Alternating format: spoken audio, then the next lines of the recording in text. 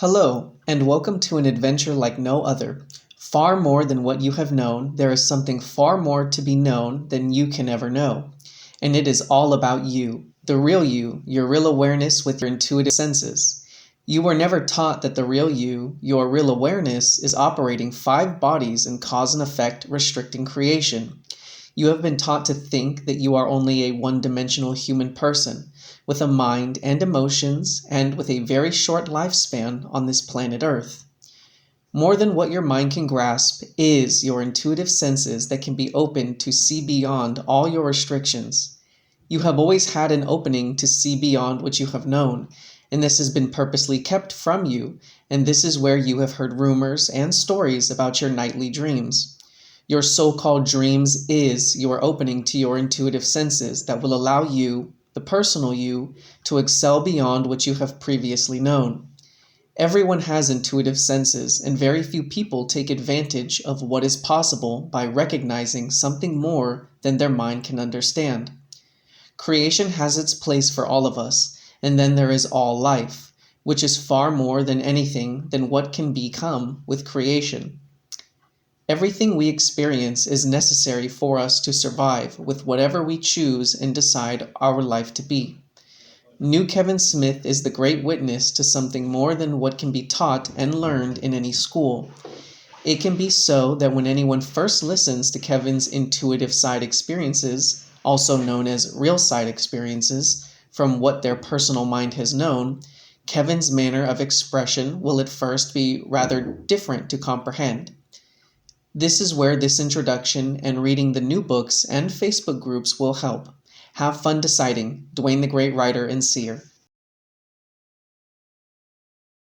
In this real side experience, I would find myself with a group of individuals, and we would be positioned in what appeared to be an open environment setting. Our exact location wasn't an essential detail, and those of the group in my company were those that impressions revealed were on their respective processes of awareness. Though appearance-wise they would be unknown to my personal self, and even should they have been new friends adopting alternative forms, as on the real side we are only as limited as we decide or as our agreements dictate, their identities wouldn't be revealed. Approaching us now would be a group of Native American Indians dressed in full regalia. They would be on horseback and come to a stop beside the group and myself. No verbal exchange would be so. They just seemed to be making their presence known and would acknowledge us with a stern, no-nonsense nod of greeting. That although language barriers present as issues on the physical level, on the real side we can lean to the real awareness, which with its oversight of everything creational that it has, as it is part of the isness, everything reality, which animates through every consciousness idea effecting a simulation of form and feature, so the simulation inserted forms can be provided everything required for every necessity, including whatever language needed for our various engagings with the endless expressions of a body form and a species throughout multi-dimensional creation. But in this case, the Native Americans simply chose not to verbally engage with us. As I said, it was as though they were simply making themselves known to the group and myself. For indeed, the scene would fade, the same group and myself are present, now inside a rudimentary building of some kind, as though a wooden shack. And now the same Native American Indians would enter into our presence, but unlike the first encounter, they would address us verbally and deliver what seemed to be an ultimatum. The Indian that presented as the leader of the group would give us the option of joining them, or we would be met with death at their hands. Every individual of my group would agree to join them, except for one human female and myself. We would accept then the consequences for not doing so, that being our demise. The Native Americans would escort the agreeable individuals away, those that had elected to join them, and a few moments later so would the Native Americans return. The personal self-assumption was that now we would rather have to defend ourselves. However, the female and myself both had received the impression to refuse their offer and to accept death. Very likely so had the others of the group. All were on their respective processes of awareness, as I said. All would have access to impressions as afforded via the real awareness, as it reads the ideas and intent of every simulated situation and individual, and provides impressions to the personal self as we go about our experiences. The other group members had disregarded their impressions then, that although they were perfectly safe wherever they now were, they had in actuality forfeited an opportunity as it transpired for an assignment. The assignments we take on, if they are life and awareness beneficial, will not only be then of assistance to other beings, awareness speaking, but through the reflective principle of everything equaling itself, so we in turn become more aware as we support the awareness of others. For indeed, the Native Americans would proclaim that this had all been a test, and in their words they wanted to determine if we had courage and bravery, as they desired that we undertake a quest or assignment on their behalf. As I said, the personal self of myself and the female both had assumed we now would be defending ourselves from an Indian onslaught, that even though we had the impressions to choose death, the real awareness hadn't revealed that this was indeed a test of our courage, and that an assignment possibility would be made available. Impressions revealed these Native American Indians were not individuals embracing their own awareness processes and electing to set an intent with the recognition of the ears at this moment, but as I said, the sense was to opt for the death option that became ultimately as an opportunity to assist these Indians. For indeed, every encounter is an opportunity. Our primary objective is to share and promote the new you true reality sound connection and the real references that pertain to the all ears, and so given the option, we rather cultivate an attitude of being open to all beings and body types throughout multi-dimensional creation, that even should they not be receptive to what we are referencing, the all ears, even if those we are encountering are being abrasive, you can't operate in an individual's experience without something of what that individual is about becoming known to you. And so, by virtue of our presence, like the sun shining, the essence of the ears is being received, if only on a subconscious level, The seed will be planted even with the most dastardly of characters. Gauging how far I could go with these Native Americans, beneficial reference-wise, I would begin by speaking in terms of what they could relate to. As Native Americans embrace the concept of reincarnation, this was a good place to begin,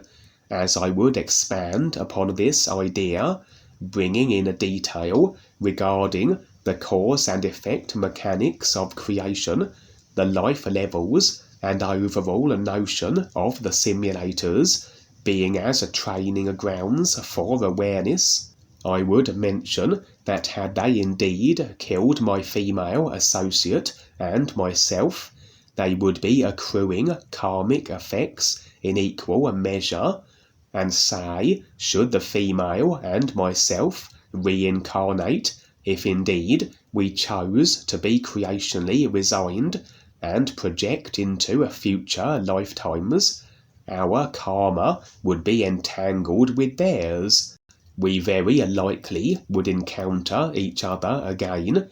and where we harm or eliminate others, even though as those we destroy have no conscious memory of the fate they suffered at our hands, as every lifetime brings with it a new body form with a memory vehicle devoid of experiences until we begin to fill it again, all that we have experienced is filed subconsciously. But just because we have no conscious memory of death at the hands of an individual we meet again in a subsequent lifetime, the underlying subconscious sense will be there, and where we may find that we have instant disdain for someone we never have met before, or we may be motivated to return the favour, so to speak, to be abusive, or indeed destroy an individual that on the surface seems to be innocent. I would then mention the DUANU sound, but references regarding the ears, a true reality besides anything created and that can be considered or literally expressed through the body forms. This was somewhat beyond them, and I would not press the matter. They had a selection of new real references to ponder, and the RealU song.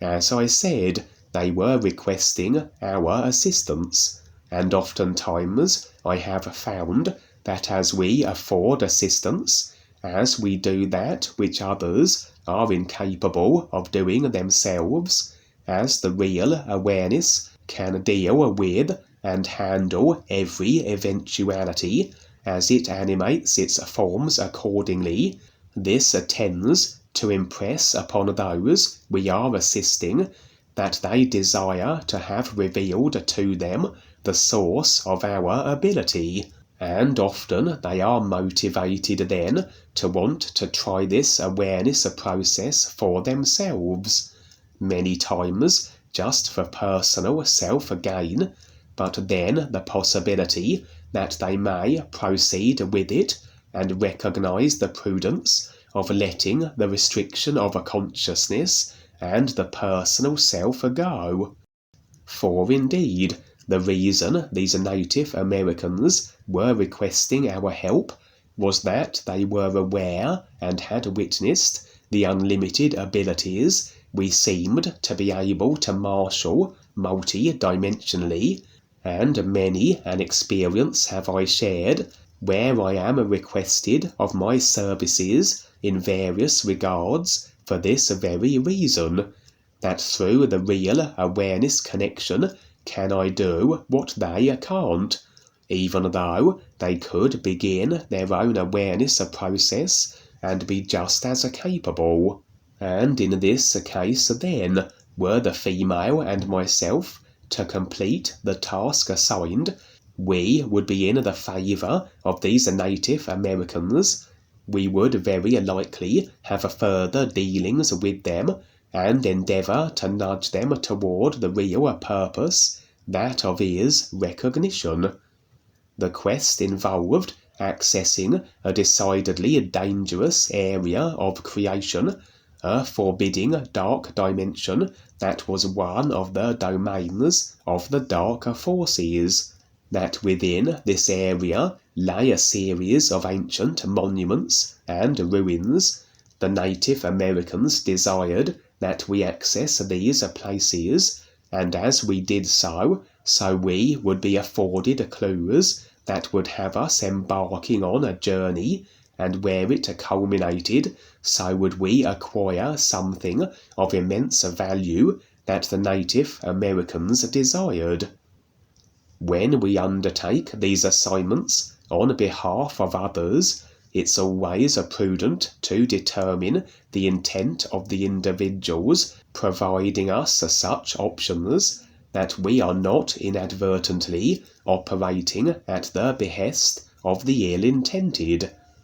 These Native Americans were sincere, as impressions suggested, on the verge, I would say, of stepping up and beginning their own awareness process given a time, but still were operating as the personal selves, that what they sought may not necessarily have a benefit, awareness speaking, but more so in relation to the wants of the personal self. No impressions would be revealed as to precisely what we would attain where our journey concluded, as we followed the trail as afforded through the ancient sites and monuments we visited,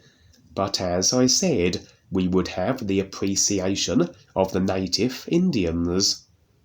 Whatever it was we would retrieve for them wasn't anything destructive, as impressions further revealed, nor were the Indians' intents malign in regards to the application of whatever it was they sought, and besides, for every situation we get ourselves into, we have but to release the agreement that effects it, and extraction is then so.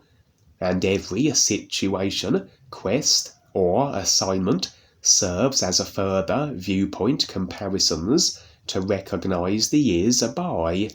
The reason as to why the Indians couldn't retrieve that which they sought themselves was due to they being, as things currently stood, personal self-immersed and fully consciousness embracing. Their consciousness, as practically all consciousness of this simulator will be programmed as agreement to the dark forces' power, an agreement which allows the dark forces, in all their various expressions, to at any moment enter the experiences of the individual and harm or eliminate them.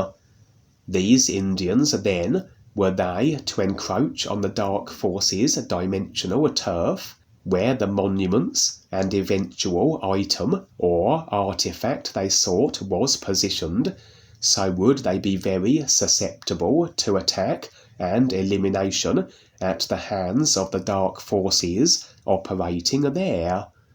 The female and myself were, however, not so limited, that through the process of awareness taken on, we had reached a stage in it, the releasing of the ideas of the consciousness, that we were less vulnerable to the various dark force expressions, as we lacked much by way of agreement in regards to the ability of the dark forces to harm us, as absent of the idea, and there can be no corresponding simulation. If I have no agreement that another can harm me, then despite their best efforts they will be unable. The female and myself would be agreeable, and we embarked on our quest. The scene fading, and we were positioned now in the dark force dimension where the monuments were located. We could have simply manifested within the monuments and ancient sites, and dealt with whatever dark force entanglement we became embroiled in, but this was rather dull, and we determined an alternative option. For this particular part of the dark dimension served as a kind of a prison, where various body forms were contained by the dark forces, and then transported via a kind of train to a place of execution for whatever reasons the dark forces had deemed those to be terminated deserving of such a fate. The train would run right alongside the area these ancient monuments we were seeking were positioned, and either the dark forces knew that they represented something of significance and couldn't care less, or they were ignorant of how they would afford a trail of clues that would avail the seeker with some item or artifact of value. And so the female and I would sneak into the confinement areas and blend in with those contained. The dark force guards, generally human in appearance, with a scattering of reptilians, didn't realize we were infiltrators, and we would be rounded up with a group of various assorted body forms and taken to the train to be transported for execution. I wanted to determine the best means of extricating ourselves from the train, that we could disembark from it and make our way to the monuments the train trundled past, and so we would be herded onto the train. It was more an open to the skies monorail affair, a little like a fairground train ride, but where each being set to be executed, and including the female and myself, would be strapped down with what seemed an inescapable harness.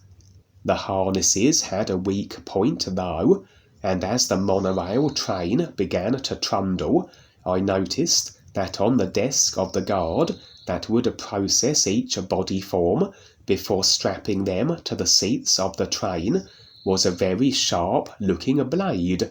perfect for cutting through the harness at its weaker point. With this determined, I would freeze the scene and rewind it. For as the real awareness is a part of the isness everything, animating through all consciousness-affected simulation of a situation, the entirety of every idea to effect is available to it, as though full access to every point of the movie, as opposed to just being resigned to a certain part of it from the personal perspective, as these idea causes are processed through their time frames to their effects. The real awareness can then insert its simulated avatars anywhere along what would be construed as a timeline. From the personal self perspective, we can then time travel. We can redo experiences by simply reinserting into the timeline the point of the movie where our experience began, and make alternative choices and actions.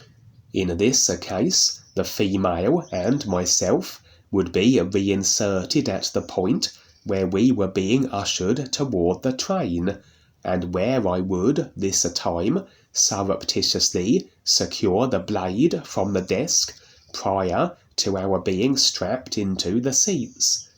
As I said, every situation is an opportunity, and we could have teleported directly onto the ancient monument sites, but now on this train we were in the presence of the various body forms soon to be put to death. Basically, they had irritated the dark forces in some manner. In other words, they had operated in ways that were undermining of the dark forces' control of the simulator in some capacity. And so the train began to trundle. I would engage with all of them, informing them of my intention to escape, to find the monuments, and inviting them to not only join me and the female on our quest, but to step up and become more aware with us also. As I said, an opportunity to share the new you song and the real purpose of his recognition option that wouldn't have been so had we bypassed this means of reaching the monuments. Of all the assorted body forms present,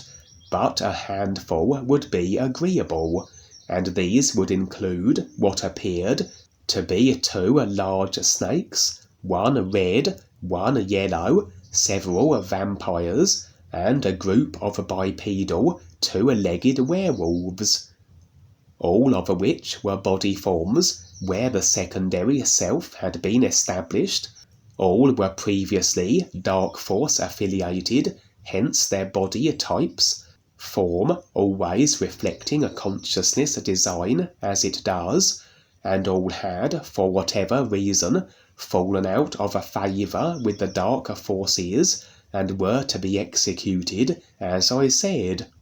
As the train began to leave the containment area, I would sever the harness at its weak point with the blade and release every body type on the train, regardless of they being among those willing to join the female and myself or not.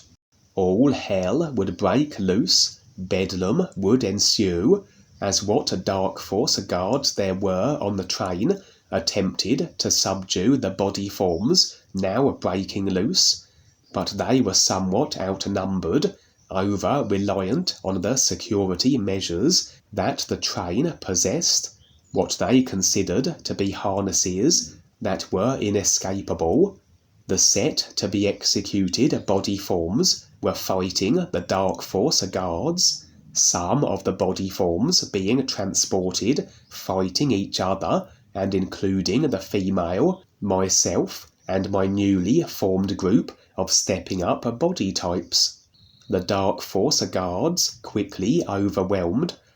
I would be bitten by several werewolves that were not part of my newly formed squad, and would jokingly inform them that since they had infected me with lycanthropy, and I would shortly become as one of them, technically I was one of their own, and so they really shouldn't be trying to slay me. They took my point rather seriously, however, and in actuality all werewolves on the train would now become a part of my team. I wouldn't be resigned to becoming a werewolf unless I agreed with such, just a case of releasing the idea and the effect affliction is removed. And now my ragtag group of former Dark Force never-do-wells, the vampires, the 2 snakes, and every werewolf that had been on the train would accompany me and the female, as we leapt from the train and began our trek into the desert wastelands that lay ahead.